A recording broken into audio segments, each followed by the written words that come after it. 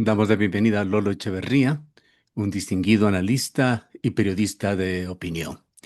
Quisiéramos, Lolo, el día de hoy analizar lo que pasa en el país, partiendo de su mirada crítica indispensable para entender la coyuntura ecuatoriana, en un país atravesado por tensiones institucionales, una debilidad enorme en el sistema democrático en pleno proceso electoral, expansión del extractivismo, justicia cuestionada, auge de la delincuencia que sigue y las presiones políticas y redes de corrupción que hacen también noticia día a día en Ecuador.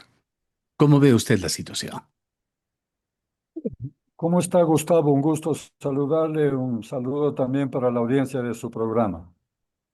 Bueno, desde hace algún tiempo hemos expresado preocupación respecto de la degradación de la democracia, no solo por el escándalo que ha provocado la entrevista del presidente Hurtado, sino desde mucho antes por la polarización que ha vivido el país y la degradación de la independencia de las funciones, la separación de poderes, el acoso a determinados periodistas y medios, una serie de factores que indican que la democracia está en riesgo.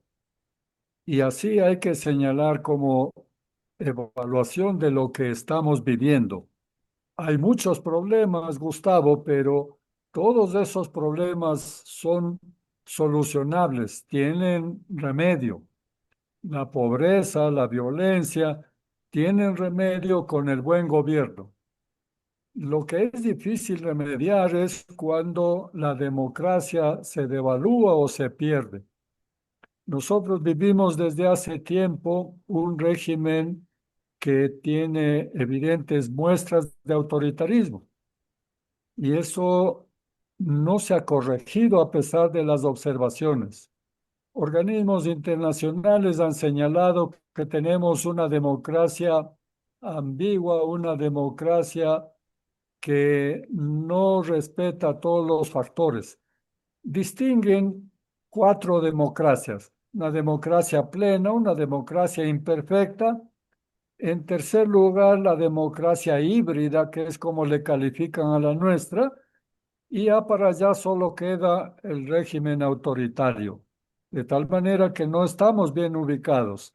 ¿Qué Y elementos esto es un concretos examen. pensaría usted que están demostrando esa democracia debilitada, así como esa institucionalidad ecuatoriana bastante deteriorada?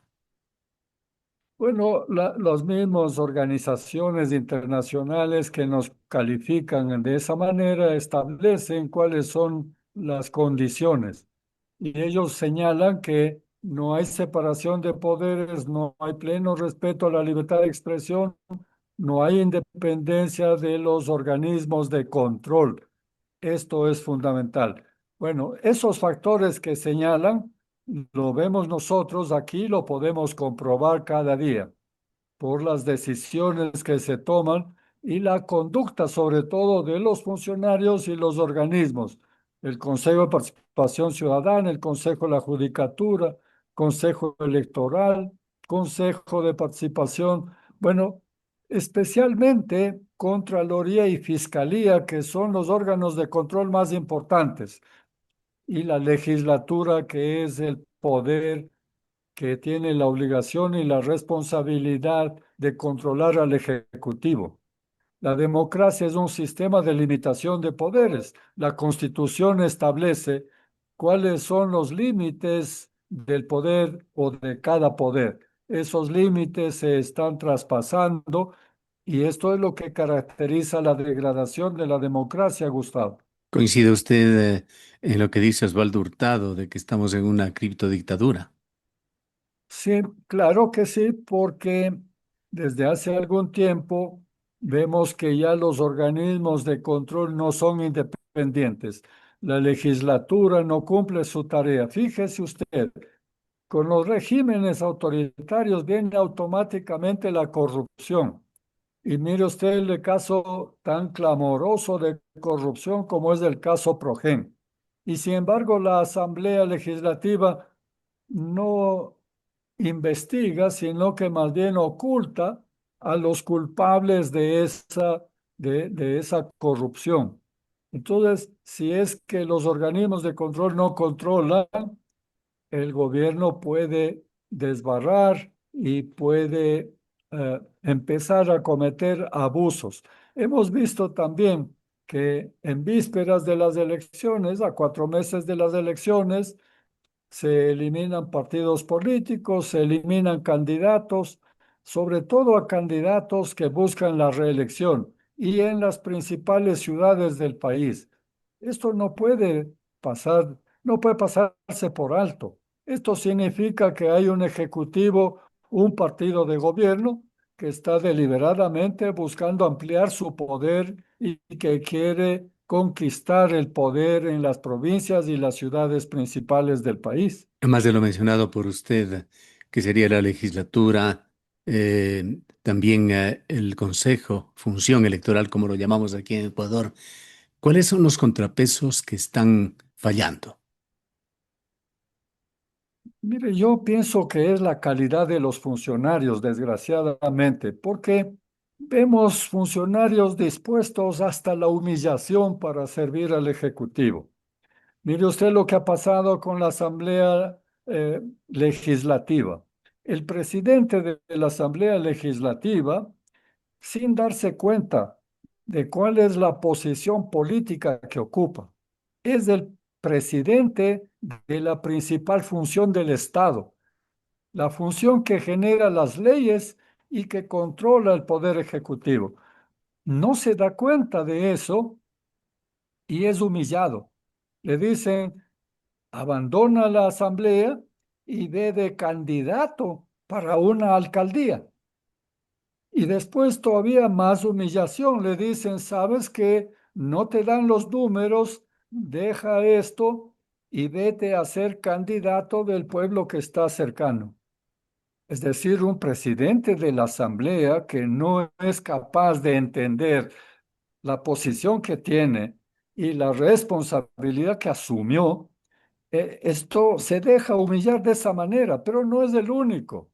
Acaba de suceder que un ex ministro de Trabajo que fue humillado exigiéndole que busque un pretexto para eliminar a la presidenta del Consejo de la Judicatura y encontró el pretexto que se diluyó inmediatamente después de la renuncia de la funcionaria que querían retirar. Ese ministro ha sido propuesto para candidato de prefecto. La víspera o el día mismo de la inscripción, creo que fue ayer, la- el mismo día de la inscripción, le dicen, ya no vas a ser candidato a prefecto, sino candidato a alcalde. Esto es un funcionario que ha estado dispuesto a satisfacer los caprichos del Ejecutivo hasta la humillación. Debe saber, porque esto es evidente para cualquier ciudadano, que ese cambio de candidaturas conlleva la eliminación de la candidatura y por lo tanto, estrictamente, legalmente, no podrá ser candidato a alcalde como le ha propuesto su partido.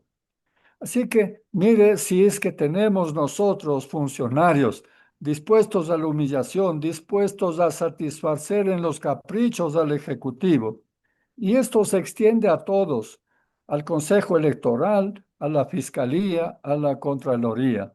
Entonces, cuando tenemos eso, lo que vemos es que son organismos que se utilizan o funcionarios utilizados para un doble propósito: ocultar la corrupción de los miembros del partido o del gobierno y utilizar esos organismos como para castigar a los adversarios. Eso es una degradación gravísima de la democracia, Gustavo. Y en época electoral, ¿qué lectura hace usted de ese patrón de alcaldes detenidos por delincuencia organizada, por peculado, otros asistiendo a la asamblea que se ha convertido en un organismo para fiscalizar a los GATS, que significan nada menos que Gobierno Autónomo Descentralizado? Todo muy oscuro, todo nebuloso. uno no sabe si son culpables o inocentes y creo yo que a la gente no le importa ya si son culpables o inocentes. Lo que le importa es ver que hay un partido de gobierno dispuesto a retirar a los adversarios, es decir, ganar con tapetazos las elecciones seccionales. Eso es también extremadamente grave en democracia. Yo creo que es nebuloso, sucia la conducta de los organismos porque no se puede acusar a nadie sin pruebas. Y no se puede tampoco calificar a nadie de criminal, como ha hecho desde el Ejecutivo todos los miembros del gobierno, sin tener una sentencia, ya les han acusado. Y además, no se puede anticipar el castigo antes de probar la culpa. Y ese es el caso que ha pasado con varios de los que han sido detenidos. No han sido todavía declarados culpables por ningún juez, pero ya han merecido el castigo, muchos castigos, no solo uno. Se les ha privado de la libertad, se les ha privado de sus derechos de participación política, se les ha quitado la honra públicamente, es decir, una serie de castigos antes de establecer la culpa. Con lo que hemos visto en Ecuador desde finales de los años 70, es decir, el nuevo periodo democrático que continúa hasta este año. ¿Cómo interpreta usted el estilo de liderazgo de Daniel Noboa? Bueno, me parece a mí que es muy claro en este caso que lo que tenemos es un jefe, pero no un líder. Sabemos que la diferencia es que el jefe manda, el líder inspira. El jefe impone sus caprichos, el líder establece objetivos para atraer seguidores. Entonces, no hay un liderazgo claro, no hay un liderazgo que inspire. No hay un liderazgo que tenga un objetivo, que tenga estrategias y propósitos y que llame a cumplir esos objetivos. Lo que tenemos es un jefe que manda y que impone con frecuencia sus caprichos. Ahora, a pesar de esta falta de liderazgo, ¿qué explicaría la debilidad de los partidos políticos, la ausencia de proyectos políticos duraderos, el fracaso del sistema de partidos? La degradación de la democracia, porque se manifiesta de muchos modos.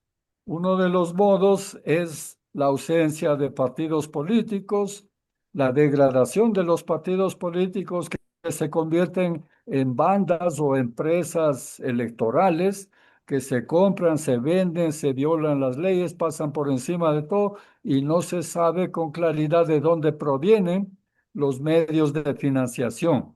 Pero además de eso, lo que tenemos es miedo.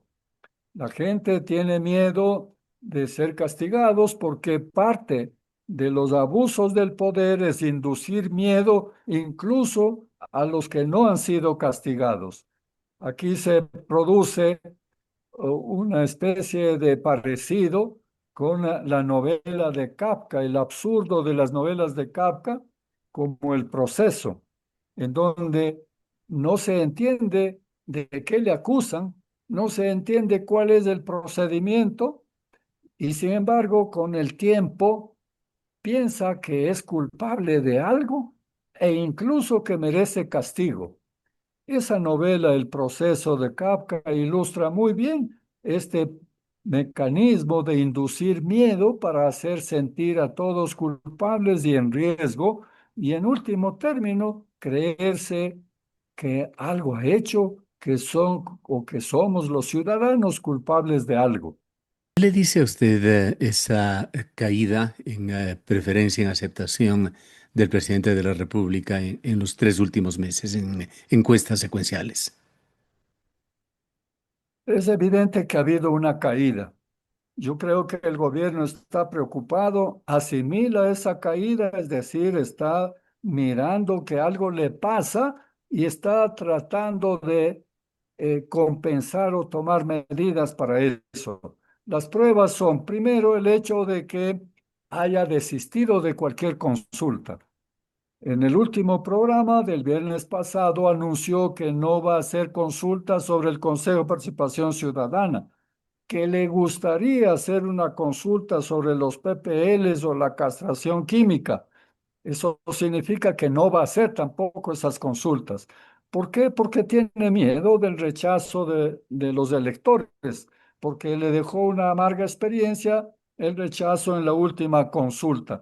De manera que ya no piensa hacer consultas porque sabe que su popularidad ha caído, sabe que tiene un nivel de rechazo importante.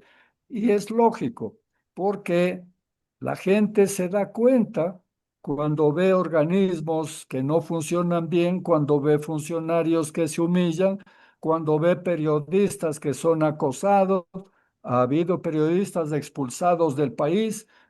Hemos tenido hasta muertos, de tal manera que no podemos decir que haya libertad de expresión.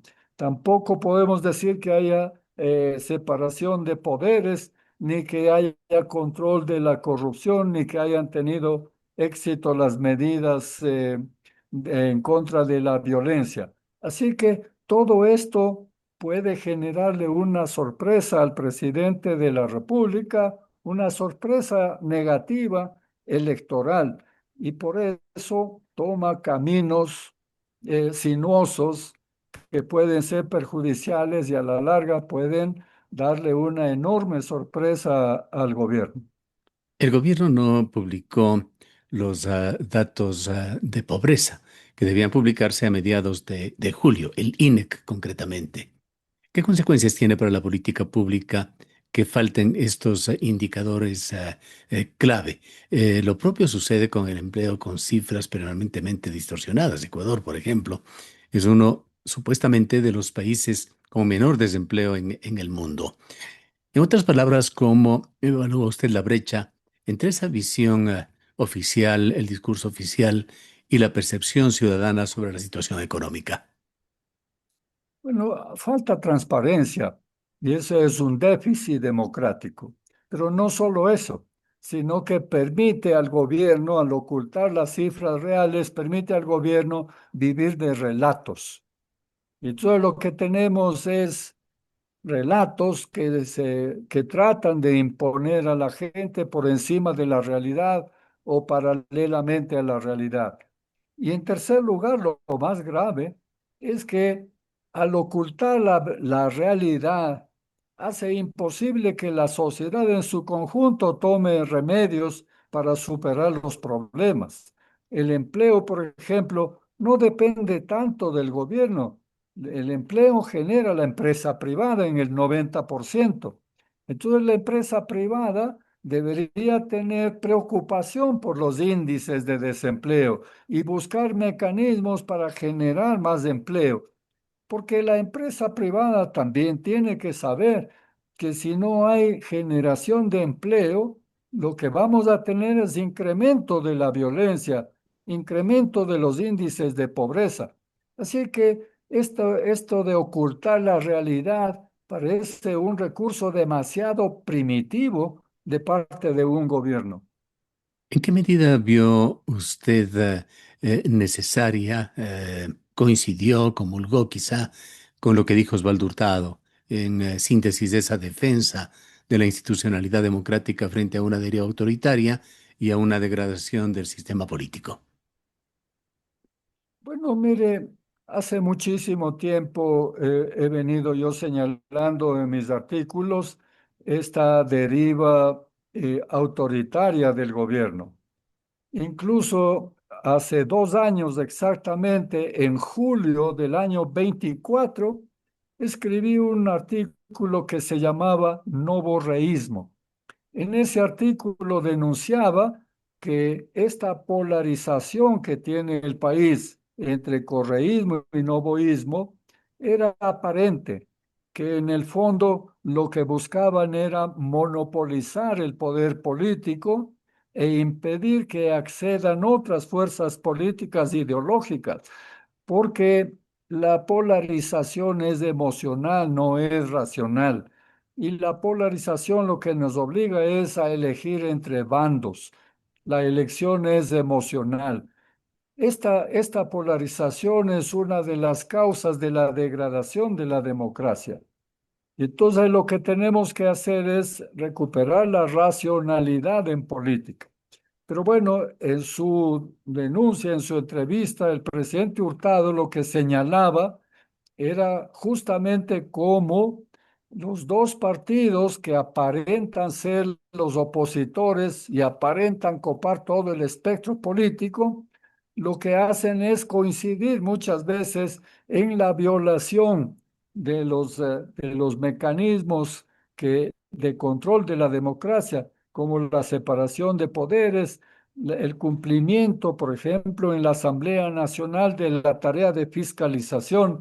Eso es fundamental para la supervivencia de la democracia, pero tampoco la oposición sirve, tampoco la oposición ha sido lo que debería ser en democracia. En democracia es indispensable la oposición porque hace ver los riesgos antes de que caigamos en problemas. La oposición es la que debe denunciar y es la que está para controlar al Ejecutivo y los desbordes del poder. Todo eso no se está cumpliendo y lo que tenemos es una polarización falsa que ridiculiza, infantiliza la política. Ahora, Hurtado fue también a factores exógenos, advirtió sobre tendencias autoritarias en la región y además de las de Ecuador. ¿Qué elementos concretos observa usted que confirmen esa preocupación? Bueno, la crisis de la democracia es internacional. Y esa crisis se manifiesta porque los partidos políticos van perdiendo solidez ideológica y van perdiendo disciplina. Esto ocurre en todas partes. Mire usted, parecía imposible que un partido en Estados Unidos como el Partido Republicano eligiera un presidente como Donald Trump. Parecía imposible. Un partido que pone de candidato a una persona que tiene 30 juicios, esto no hubiera pasado en otras condiciones. Hoy en día sí, porque el populismo se ha hecho universal. Y al hacerse universal, entonces todos apelan simplemente a rasgos emocionales, a discursos mentirosos, a imponer relatos en lugar de verdades. Y entonces se degrada todo. La primera víctima cuando la democracia entra en crisis es la verdad. Y si no hay verdad, entonces todo resulta una farsa, se convierte en una ficción. Yo creo que ha pasado esto en todos los países, en Europa ha pasado. Mire, el caso de España tiene problemas iguales a los nuestros o peores.